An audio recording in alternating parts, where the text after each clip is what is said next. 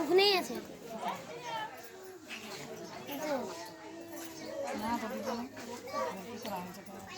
দেখিয়া তাহার কর্ম বলে কহ শুনি, মম পুরী কোথায় গেল হইলে এমনি।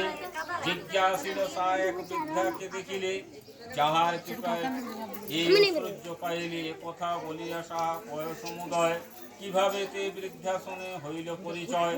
ঘুমেতে ছিলাম আমি হয়ে সতন, নহে বৃদ্ধা হয় দেবী খুঁজো এখন। খুঁজিতে খুঁজিতে কর্ম বহু দূর গেলে, অপরূপ কন্যা এক দেখিতে পাইলে। ধর্ম তারে জিজ্ঞাসিল দেখিছে কুমারী, কন্যা বলে বৃদ্ধা কথা বলিবারে পারি। হইল সিন্দুরের ঘট ভগবতী পায়, নিবে দিলে বৃদ্ধা কথা বলিব তোমায়। ধর্ম বলে আর মোর ভিন্ন বস্তু নাই, এরা বস্ত্র দেবী পদে খুঁজিতে কোনায়। কন্যা বলে আমি বস্ত্র দিব যে তোমায়, স্নান করিস করিস দেবী দেবতায়। করিল বিষম দায় দুষ্ট কর্ম সেরে, তৈল সিন্দুরের ঘট নিবি দিল দেবীরে।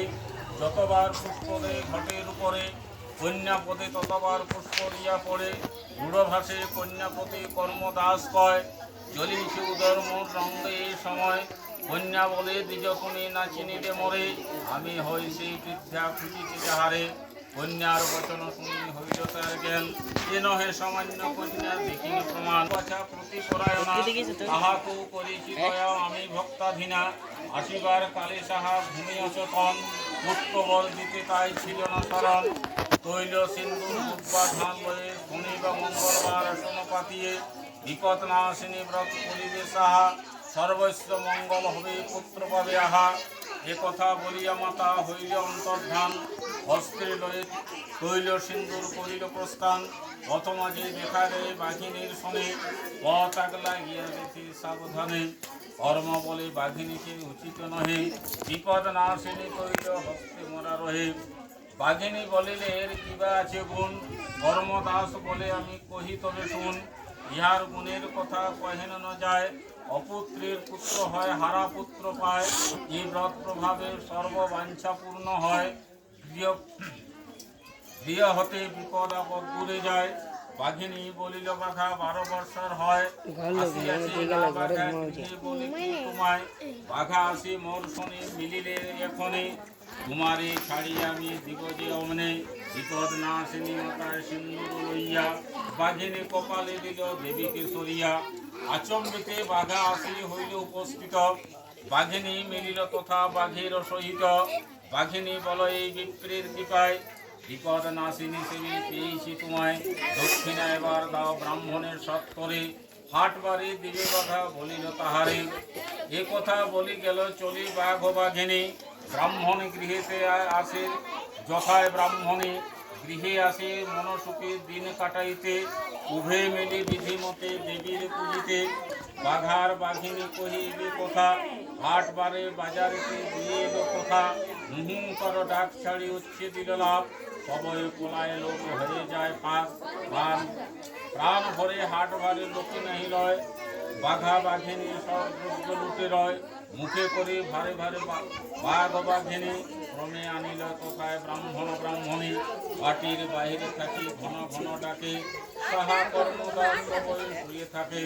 প্রভাতে উঠিল তারা দেখিল ব্যাপার, বহুমূল্য দ্রব্য দেখে লাগে চমৎকার। চারিদিকে এ কথা সকলে জানিল, রাজা ডাকাইয়া তারে জিজ্ঞাসিল। কর্ম বলে মহারাজ করি বিবেদন, পত্নী মোর জানে সব ইহার কারণ। কালী আসি মহারাজ দিবে সতুত্তর, এ কথা বলিয়া বটি গেল অতপর। সাহা কাছে বসে সবে বৃত্তান্ত কহিল, কর্মদাসে সাহা সব শিখাইয়া দিল। বড়দিন গিয়া তবে রাজ দরবারে, বলিতে লাগিল কর্ম রাজার গোচরে। বিপদ না আসেনি ব্রত ব্রাহ্মণী করিল, ব্রত ফলে ভাগ্যোদয় মোদের হইল। অপুত্রের পুত্র হয় নির্ধনের ধন, সারা ধন ফিরে আসে ব্রতের কারণ। রাজা বলে 12 বর্ষর পুত্র নিরুদ্দেশ, এনে যদি দিতে পারো বুঝিবে বিশেষ। তবেই পত্নী স্থানে বলো পুত্র যদি আসে, বিপদ নাশিনী সেবী তবে।